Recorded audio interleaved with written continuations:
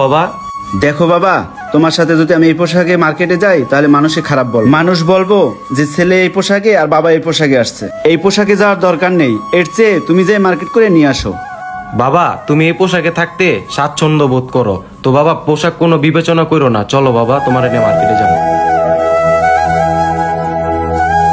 বাবা মার্কেটে যাইতাছি, তোমার যা পছন্দ তুমি নিও, আমি খালি দামাদামি করব, ঠিক আছে বাবা?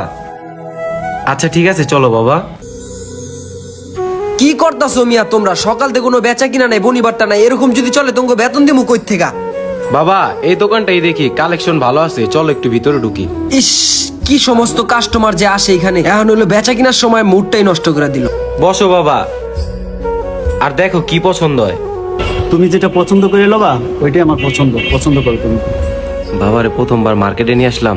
ভাই ওই শার্টটা নামান তো। ভাই এই সাতটা চারটা কালার আছে, আমি ভিতর থেকে বাই করে দেখাইতেছি। দেখেন চারটার ভিতরে কোনটা পছন্দ হয়। বাবা এই শার্টটা তোমার অনেক মানাইবো। আচ্ছা ঠিক আছে, দেখো তুমি। ভাই এটার প্রাইস কত? ভাই এটার প্রাইস 2000 টাকা। ভাই দামাদামি করা যাবে? হ ভাই বলেন, সমস্যা নাই, দামাদামি করা যাবে। বুঝেন কিন্তু 300 টাকা রাখেন।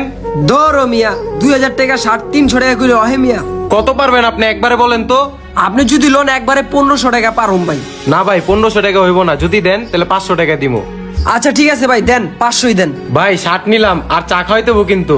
চা খাইবেন ভাই? আচ্ছা সমস্যা নাই, চাইটা আমার তরফ থেকেই খাওয়াইতেছি। জাবেদ হ্যাঁ করে লুয়ে আমার ওই বাকি দোকান থেকে চা খাওয়াই দে। যান ভাই, আমার ওই দোকানের স্টাফের লগে যান, আপনাকে চা খাওয়াই বনে যান। যাক সকাল সকাল তাহলে দোকানের বনিটা করতে পারলাম, ভালোই লাগতেছে হপায়। ভাই চায়ের দোকান কত দূর? ওই যে ভাই